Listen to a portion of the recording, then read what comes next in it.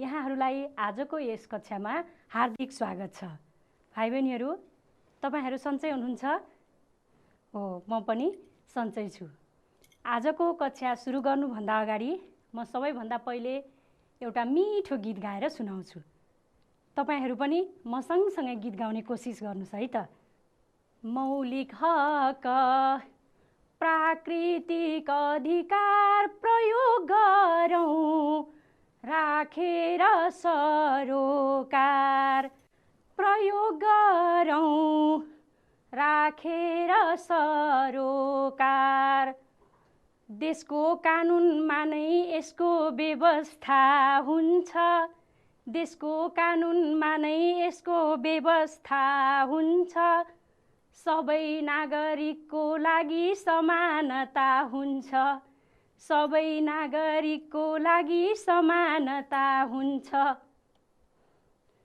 मौलिक हक प्राकृतिक अधिकार प्रयोग गरौँ, राखेर सरोकार प्रयोग गरौँ, राखेर सरोकार।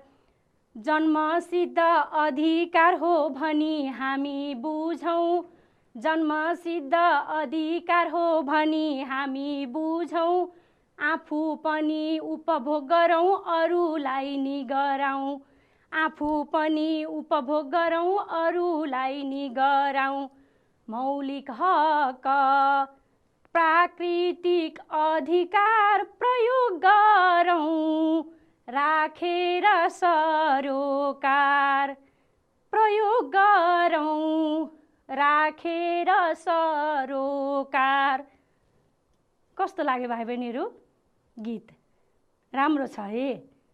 तपाईहरूले पनि म सँगसँगै गाउनुभयो कि गाउनु भएन? स्याबास, पक्कै पनि गाउनुभयो। ल, अब अनुमान लगाउनुहोस् त, आज हामी कुन पाठको विषयमा छलफल गर्दैछौँ? हो, स्याबास, तपाईहरूले अनुमान लगाएकै कक्षा 7 को सामाजिक अध्ययन तथा जनसङ्ख्या शिक्षा विषय अन्तर्गत एकाइ 4 मा रहेको नागरिक चेतना शीर्षक अन्तर्गत पाठ 3 को मौलिक हक र कर्तव्य भन्ने विषयमा हामी छलफल गर्नेछौँ। भाइ बहिनीहरू, तपाईहरू पनि पाठ्य पुस्तक, कापी, कलम लिएर पुरा कक्षाभरि मसँगै बस्नुहोस् है त। तपाईहरूको यो पाठ पेज नम्बर 56 मा दिएको छ भाइ बहिनीहरू। ल, अब म सबैभन्दा पहिला तपाईहरूलाई एउटा तस्बिर देखाउँछु है त। ल, हेर्नुहोस् त। ल, हेर्नुहोस्, यो के को तस्बिर हो? स्याबास, तपाईहरूले चिनिसक्नुभयो। यहीँ प्रष्ट रूपमा लेखेको छ, यो नेपालको संविधानको पाठ्य पुस्तक हो है। नेपालको संविधानको पुस्तक हो यो। भाइ बहिनीहरूले यो चिनिसक्नु भएको छ। ल, हेर्नुहोस्, यो संविधान कहिले जारी भएको हो? ल, भन्नुहोस् त। स्याबास, तपाईहरूलाई थाहा छ, किनभने हामीले कक्षा 6 मा नै हाम्रो संविधानको बारेमा अध्ययन गरिसकेका छौँ। त्यसैले नेपालको संविधान विक्रम सम्वत 2072 साल असोज 3 गते जारी भएको हो भन्ने कुरा सबै भाइ बहिनीहरूलाई थाहा छ। ल, अब भाइ बहिनीहरू भन्नुहोस् त, संविधान भनेको के हो? ल, सम्झनुहोस्।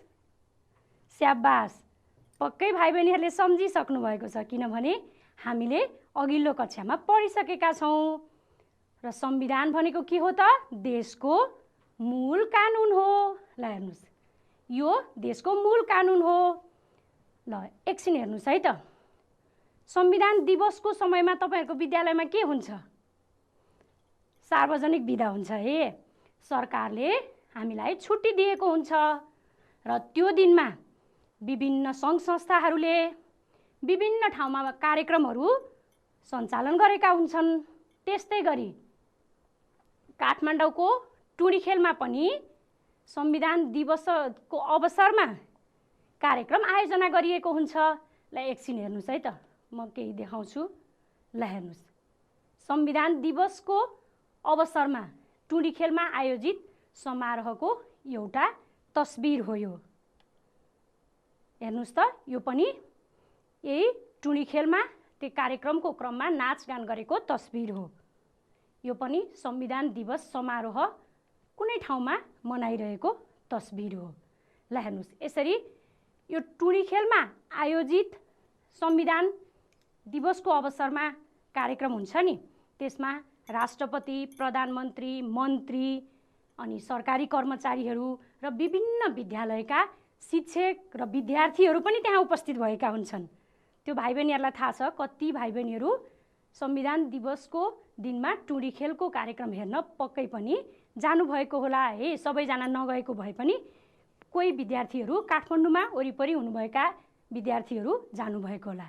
हो, तपाईहरूको पाठ्य पुस्तकमा पनि हेर्नुस् त संविधान दिवसकै अवसर पारेर शान्ति समाज भन्ने युवाहरूको एक संस्थाले कार्यक्रम आयोजना गरेको छ।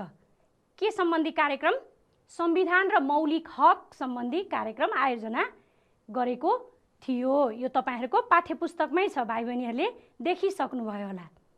ल अब यो हेर्नुस् त, यो शान्ति समाज भन्ने संस्थाको लोगो हो। उक्त कार्यक्रममा राजन गुरुङले अतिथि वक्ताको रूपमा प्रवचन गर्नुभएको थियो।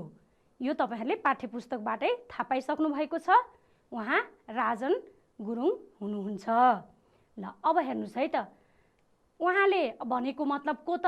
राजन गुरुङले मौलिक हकको सम्बन्धमा बोलेका केही हरफहरू यहाँ मैले जस्ताको तस्तै राखेको छु। भाइ बहिनीहरूले पाठ्य पुस्तकमा पनि देख्न सक्नुहुन्छ, यहाँ छ। अब हामी यो एकछिन पढौँ है त।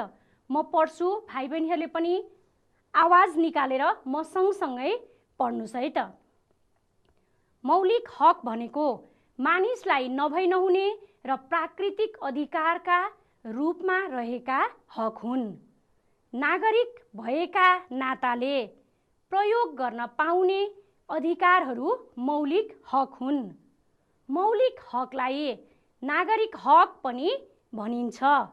राज्यको कानुनद्वारा मौलिक हकको व्यवस्था गरिएको हुन्छ।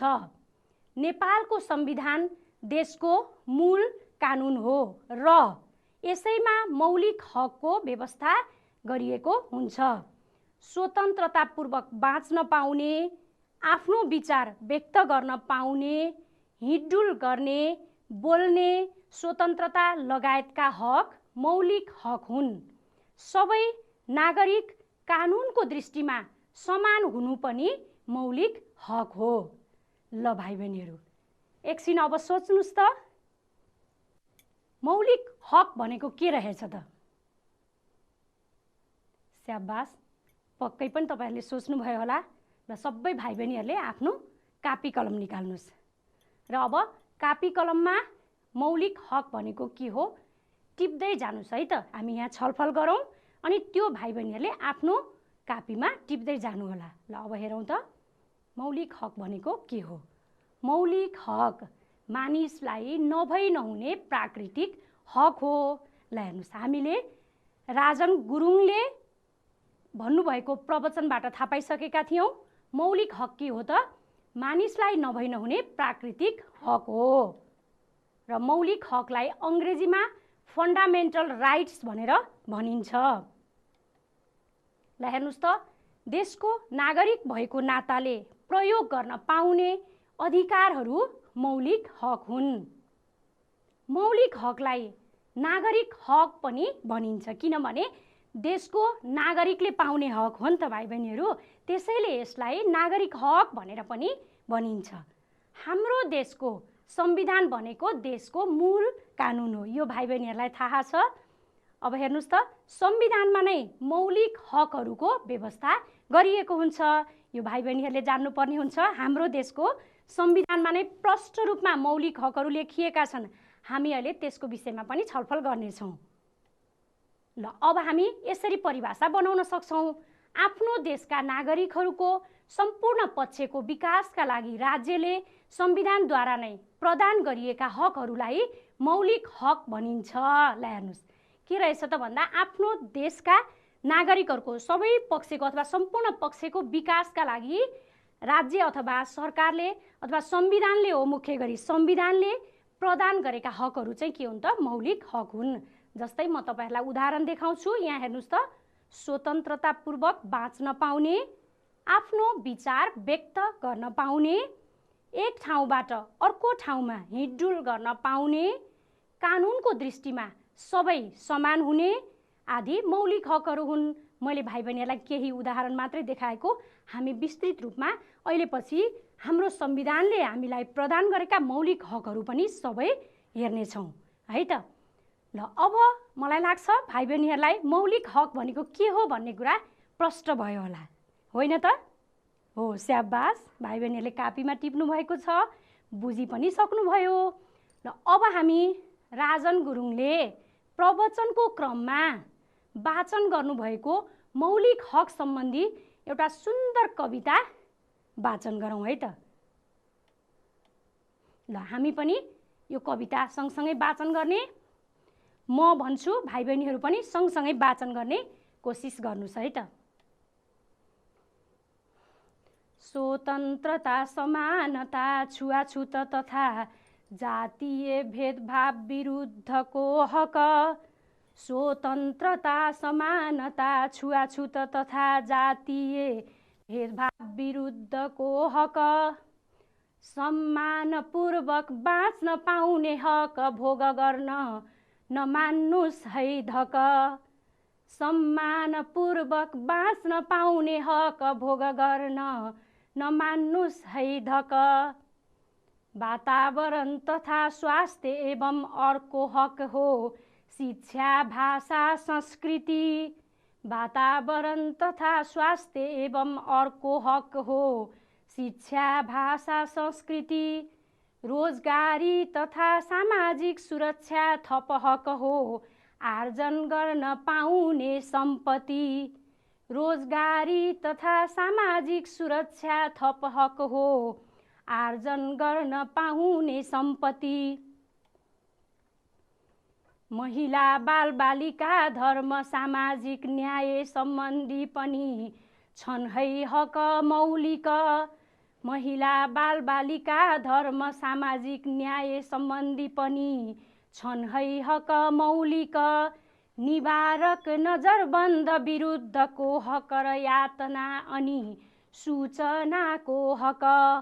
निवारक, नजरबन्द विरुद्धको हक र यातना अनि सूचनाको हक।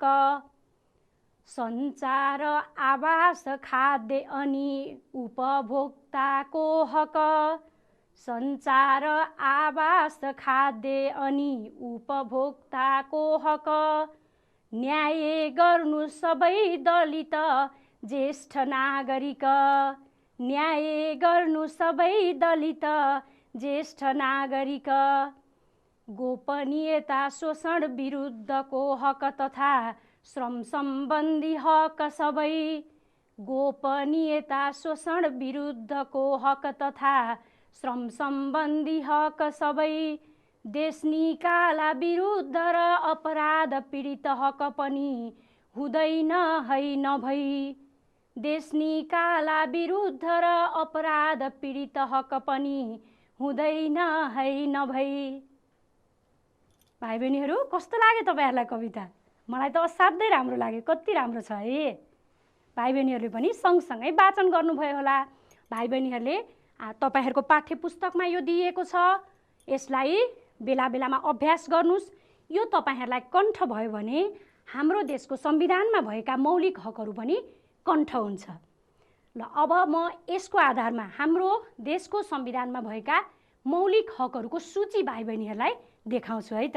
ल हेर्नुस् त भाइ बहिनीहरू, नेपालको संविधानको धारा 16 देखि 46 सम्म जम्मा 31 वटा मौलिक हकहरूको व्यवस्था गरिएको छ। ल हेर्नुस्, अब म क्रमैसँग पढ्छु, भाइ बहिनीहरूले पनि म सँगसँगै पढ्नुस् है त। आवाज निकालेर पढ्नुस् नि। अब हेर्नुस्, धारा 16 सम्मानपूर्वक बाँच्न पाउने हक। धारा 17 स्वतन्त्रताको हक। धारा 18 समानताको हक। धारा 19 सञ्चारको हक। धारा 20 न्याय सम्बन्धी हक। धारा 21 अपराध पीडितको हक। धारा 22 यातना विरुद्धको हक। धारा 23 निवारक नजरबन्द विरुद्धको हक। धारा 24 छुवाछुत तथा भेदभाव विरुद्धको हक। धारा 25 सम्पत्तिको हक। धारा 26 धार्मिक स्वतन्त्रताको हक। धारा 27 सूचनाको हक। धारा 28 गोपनीयताको हक। धारा 29 शोषण विरुद्धको हक। धारा 30 स्वच्छ वातावरणको हक। धारा 31 शिक्षा सम्बन्धी हक। धारा 32 भाषा तथा संस्कृतिको हक। धारा 33 रोजगारीको हक। धारा 34 श्रमको हक। धारा 35 स्वास्थ्य सम्बन्धी हक। धारा 36 खाद्य सम्बन्धी हक। धारा 37 आवासको हक। धारा 38 महिलाको हक। धारा 39 बालबालिकाको हक। धारा 40 दलितको हक। धारा 42 सामाजिक न्यायको हक। धारा 43 सामाजिक सुरक्षाको हक। धारा 44 उपभोक्ताको हक। धारा 45 देश निकाला विरुद्धको हक। धारा 46 संवैधानिक उपचारको हक। ल भाइ बहिनीहरूले पनि पक्कै म सँगसँगै पढ्नुभयो होला। भाइ बहिनीहरू म तपाईँहरूलाई अब एउटा काम दिन्छु है त। तपाईँहरूको विद्यालयमा पक्कै पनि पुस्तकालयमा नेपालको संविधानको पुस्तक छ। त्यहाँ हेरेर तपाईँहरूले पनि यसरी नै यो सबै मौलिक हकहरू चार्ट पेपरमा लेखेर कक्षा कोठामा टाँच्न नबिर्सिनुहोस् है त। र हामी यो सबै मौलिक हकहरूको बारेमा विस्तृत रूपमा माथिल्लो कक्षामा गएपछि छलफल गर्नेछौँ। यहाँ चाहिँ हामीले शिक्षा सम्बन्धी हक जुन कतिमा छ त धारा 31 मा छ शिक्षा सम्बन्धी हक र धारा 39 मा भएको बालबालिकाको हकको सम्बन्धमा छलफल गर्छौँ है त। ल अब एकछिन हेर्नुहोस् त। ल हेर्नुहोस् नेपालको संविधानको धारा 31 मा शिक्षा सम्बन्धी हकको व्यवस्था गरिएको छ भन्ने कुरा भाइ बहिनीहरूले अघि थाहा पाइसक्नु भएको छ। ल हेर्नुहोस् है त यहाँ के लेखिएको रहेछ। 1 नम्बरमा आधारभूत तह। आधारभूत तह भनेको भाइ बहिनीहरूलाई थाहा छ कि छैन?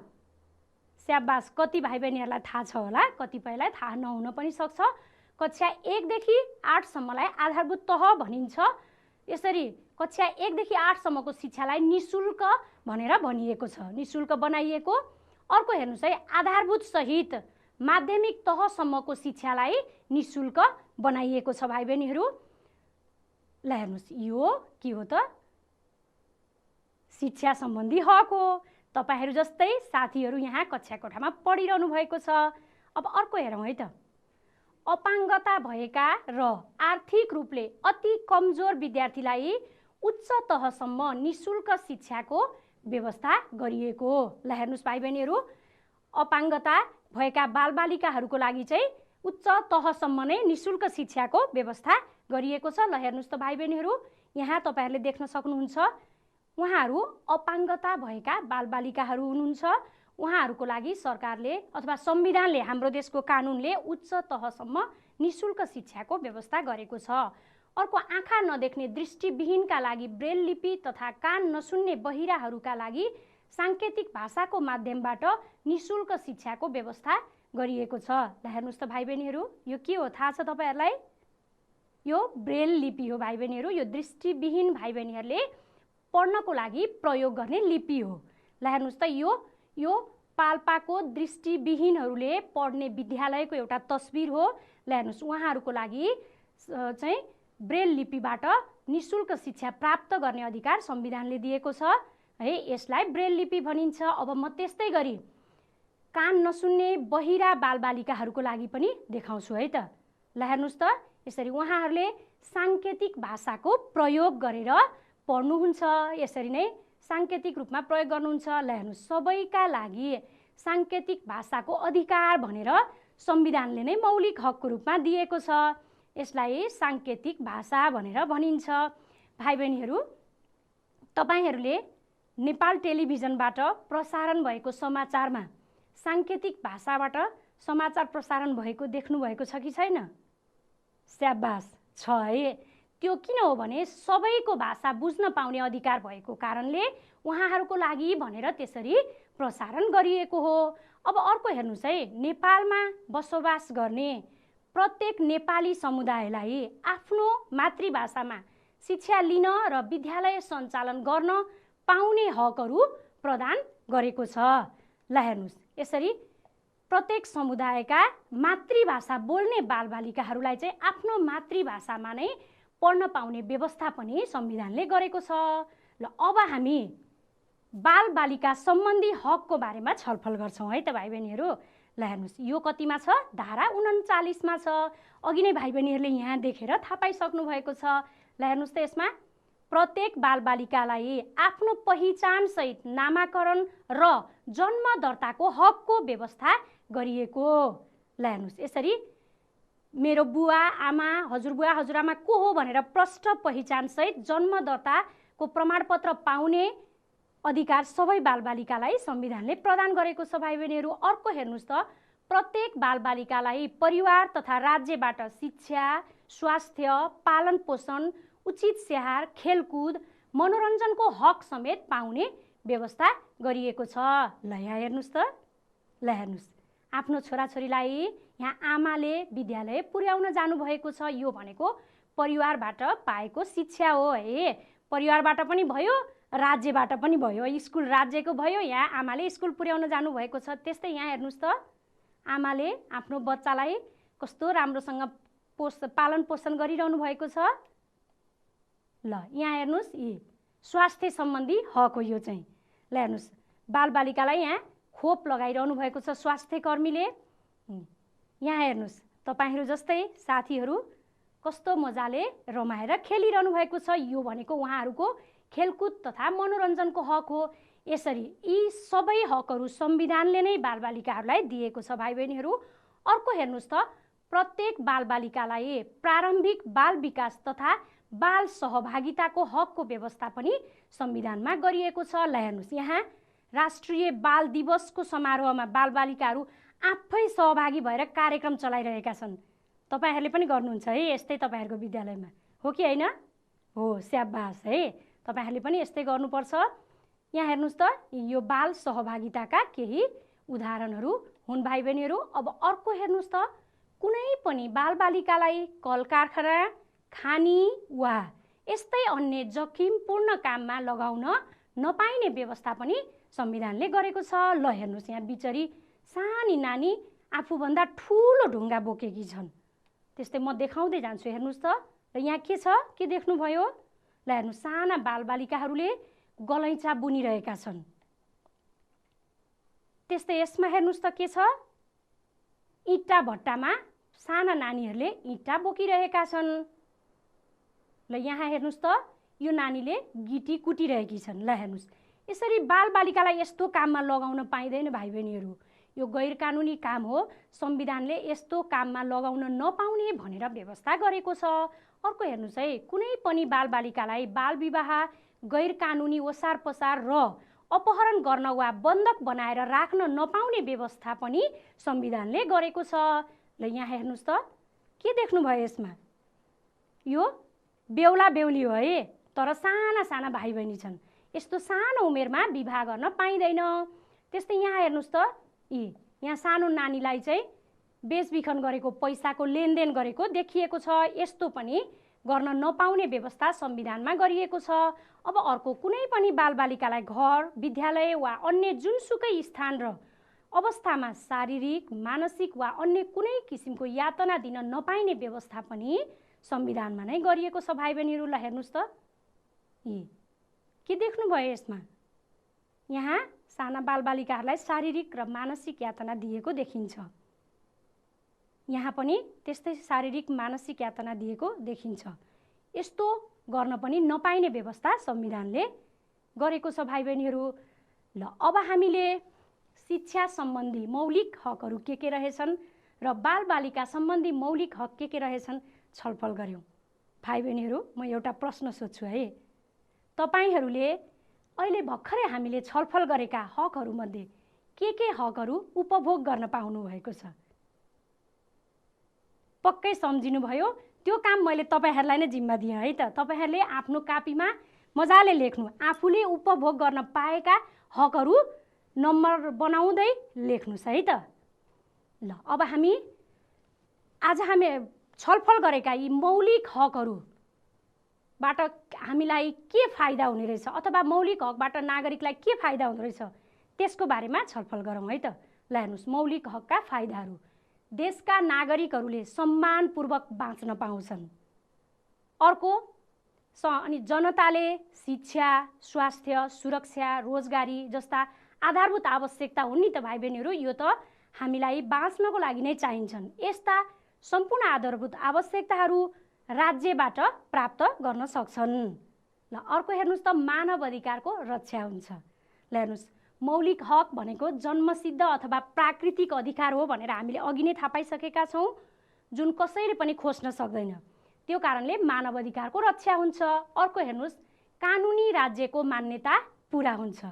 ल हेर्नुहोस्, यसरी कानुनी राज्य, अब कोही पनि अन्यायमा बस्न नपरेपछि कानुनले दिएको अधिकारहरू उपभोग गर्न पाएपछि त अनि कानुनी राज्यको मान्यता पुरा भयो नि त, होइन त? ल, अर्को हेर्नुहोस् त, अन्यायमा परेका व्यक्तिहरूले न्याय पाउँछन्। अब यदि कसैको मौलिक हक अधिकारको हनन भयो या कसैले खोस्यो भने अदालतमा उजुरी दिन पाउने व्यवस्था पनि छ भाइ बहिनीहरू। अर्को हेर्नुहोस्, देशमा पछि परेका वर्गहरूको उत्थानमा मद्दत पुग्छ।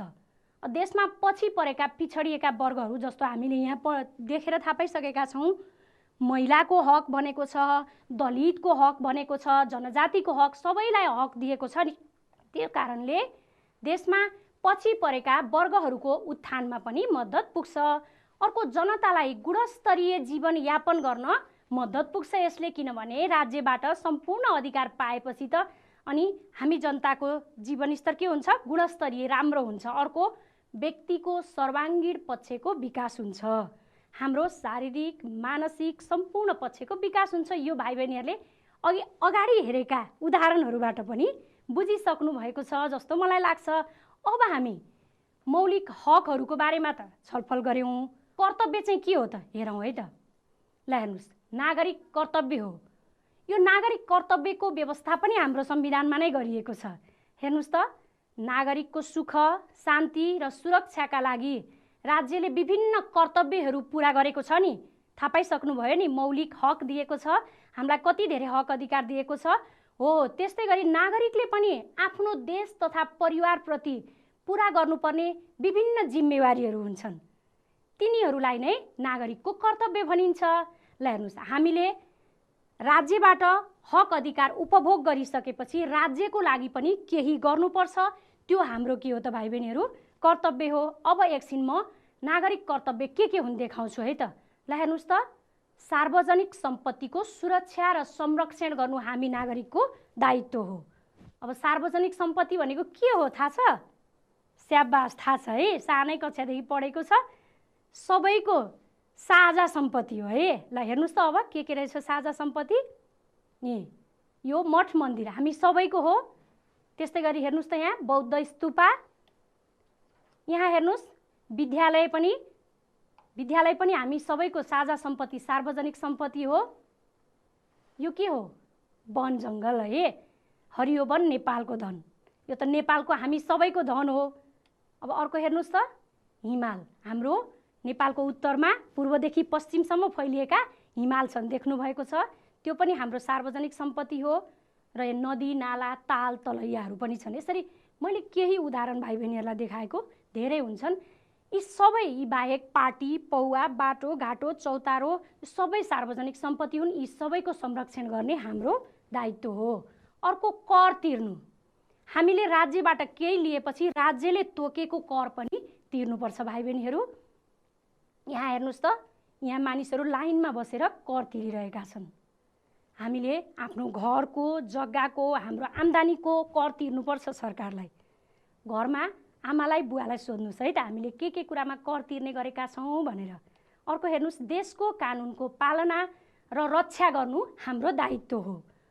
अब हाम्रो देशको कानुन भनेको के हो? स्याबास, संविधान है। संविधानको पालना मात्रै होइन, रक्षा पनि गर्नुपर्छ। अर्को, विकास निर्माणको काममा सहभागी हुनु पनि हाम्रो कर्तव्य हो। ल हेर्नुहोस् त, यहाँ के देख्नुभयो?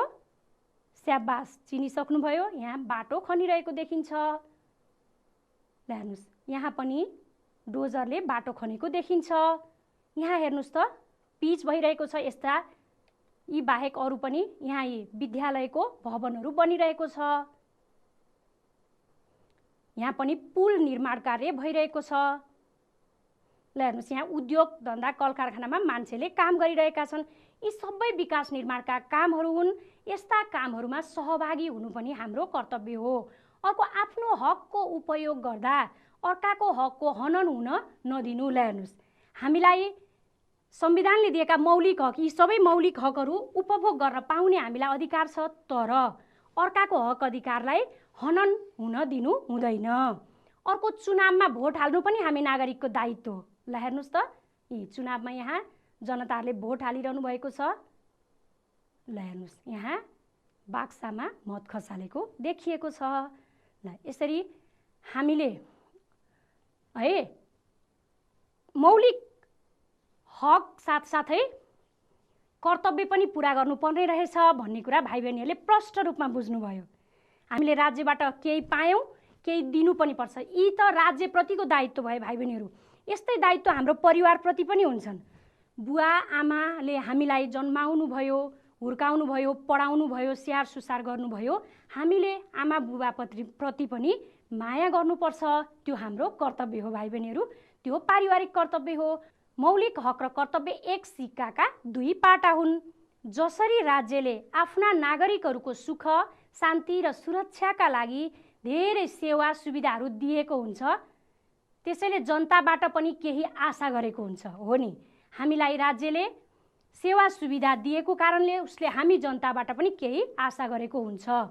यसरी राज्यबाट सेवा सुविधा लिएपछि जनताले पनि राज्यप्रति आफ्ना दायित्वहरू पुरा गर्नै पर्छ। अघि भाइ बहिनीहरूले थाहा पाइसक्नुभयो हामी नागरिकको कर्तव्य के हो भनेर। हो, यो नै नागरिकको कर्तव्य हो। र अनि कुनै पनि देश विकासको लागि राज्य र जनता दुवै मिलेर काम गर्नुपर्छ। सरकारको मात्रै मुख ताक्यो भने देश विकास हुँदैन। त्यसकारण सरकारले सेवा सुविधा दिन्छ, हामी जनताले पनि सरकारलाई साथ दिएर देशको विकास गर्नुपर्छ है। त्यस्तै गरी हेर्नुहोस् है त, जसरी हामीलाई बुबा आमाले जन्माउने, हुर्काउने र पढाएर ठुलो बनाउनुहुन्छ, त्यस्तै गरी हामीले पनि उहाँहरूको दुःखमा साथ दिनुपर्छ अनि माया गर्नुपर्छ।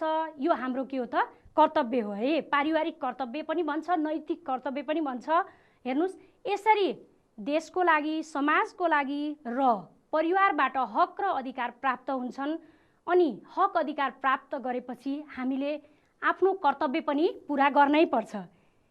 यसरी मौलिक हक र कर्तव्य एक सिक्काका दुई पाटा हुन् भनेर हामीले भन्न सक्छौँ। विभिन्न उदाहरणहरू मैले भाइ बहिनीहरूलाई देखाएँ। भाइ बहिनीहरूले अब पक्कै पनि यसको बारेमा लेख्न सक्नुहुन्छ। ल हेर्नुहोस्, आज हामीले मौलिक हक र मौलिक कर्तव्य भनेको के हो र अनि त्यसपछि नेपालको संविधानमा व्यवस्था गरिएका मौलिक हकहरू के हुन् र हामी नागरिकका दायित्वहरू के हुन् भनेर विस्तृत रूपमा छलफल गऱ्यौँ। भाइ बहिनीहरू, आज हामीले छलफल गरेकै विषयवस्तुसँग सम्बन्धित प्रश्नहरू तपाईहरूको अभ्यास र क्रियाकलापमा दिए र तपाईहरूले त्यसलाई गृह कार्यको रूपमा गर्नुहोला र आफ्नो घरमा आमा बुबा दिदी दाई र आफ्नो शिक्षकलाई देखाउनुहोला। यति भन्दै अर्को कक्षामा नयाँ पाठ लिएर उपस्थित हुने बाचा गर्दै आजको यस कक्षाबाट बिदा चाहन्छु। हस्त धन्यवाद, नमस्कार।